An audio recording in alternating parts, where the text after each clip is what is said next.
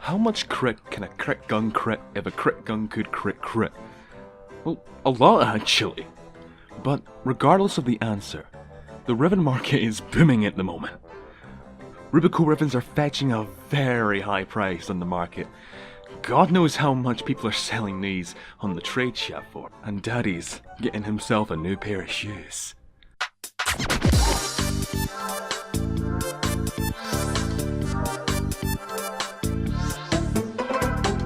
Good evening, welcome to the Urban Space Zone. I'm your host as always, the Urban Spaceman. And Chroma Prime has dropped, along with the Gram Prime and our second Prime sniper rifle, the Rubico Prime. But I won't be looking at any except for the Rubik's Cube Prime. Why? Well, there's plenty of other videos out there at the moment, and I mainly wanted to make this video because I happen to own a Riven for the Rubico. And it's got fairly decent stats. I think that just might be a little bit of an understatement, but if you think I'm rolling this again for the sake of this video, you've got another thing coming, Buster. Compared to the original Rubico, the Prime variant has 8% more crit chance, 4% more status chance, with a higher fire rate of 3.7 rounds per second instead of 2.7, and has a slightly faster reload speed of 2 seconds, as well as 7 more base damage, making the total base damage 187, with the majority of it being allocated to impact damage. And to top it all off, you've got a less magnified zoom on the Prime variant, and of course, a higher mastery rank. And the 2V polarities pre-installed are really damn nice. So it's a direct upgrade, we all expected it. And we also expected the major shift in Rubico Riven prices, but it just makes you wonder, man, these things were pretty useless before the Plains of Eidolon dropped, because regardless of the DPS these weapons could do, their KPS was absolutely horrible. And given that the sort of game Warframe is, where one of your priorities is killing enemies, and lots of them, and yeah, you can see why a lot of people refuse to use this before the Plains of Eidolon anyways. Bosses were made easier, I suppose? But snipers used to be the underdog, and look how far we've come. 2 really expensive Rivens are for snipers. But given that single targets are more beneficial for this weapon, that will have an effect on how I'm testing this. As much as I'd love to go into MOT for 45 minutes until real level 100 enemies start to spawn, these aren't the best conditions for sufficient testing in this particular instance. So we'll use everyone's favourite simulacrum. Yes, I hate it as much as the next person because of how many people use this as a be-all and end-all of measuring performance. But in some cases, it's a necessary evil, and this is one of them. And yeah, this is a pretty bog standard build if you ask me. It does the job, it works, it's really good. Not gonna lie. You've got your damage restoration, your 90% elemental duo, your vital sense and potent strike, because God forbid we don't have more crit, and I'm a Harrow main after all. Crit's all I ever think about. And that really wasn't subtle foreshadowing there in the slightest. And multi-shot mods. Don't even need to explain why. And of course, the star of tonight's show. And if you don't have a Riven for this weapon, don't worry, I've got you covered. Either replace it with hunter munitions or bladed rounds, and you can already foresee the results. One-shotting level 130 corrupted bombards, and eviscerating heavy gullers is a jolly good time, not gonna lie.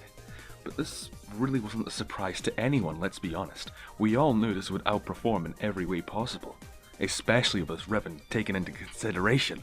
But it must be pushed further, and you all know what's coming. Eidolon hunting, yes!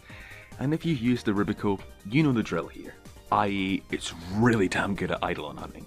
For the longest time, a lot of people saw the Rubico as a substitute for the Lanka when Eidolon hunting, mainly because the prices for Lanka Rivens are through the roof, and are still way up there. Its inherent electrical damage gave it so much more of an edge over the Rubico, and that's still the same case today. But let's not turn this into a Lanka versus Rubico Prime video, because there'll probably be a lot more of them coming very soon from other YouTubers.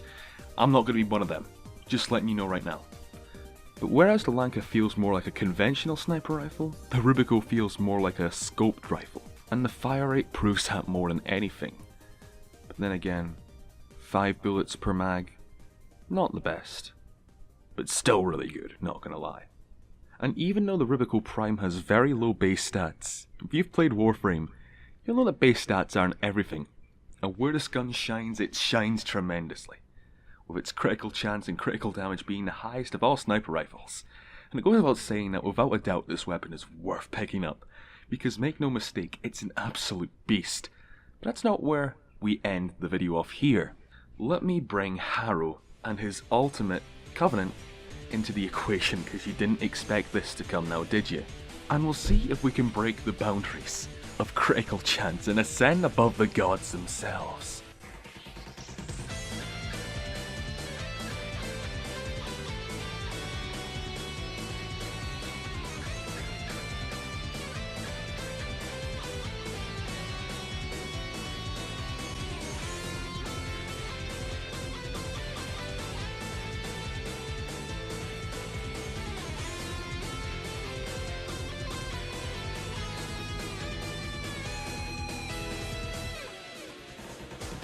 To go overkill, let's add in my Kavat Jojo with Cat's Eye to squeeze an even more crit out of this bugger.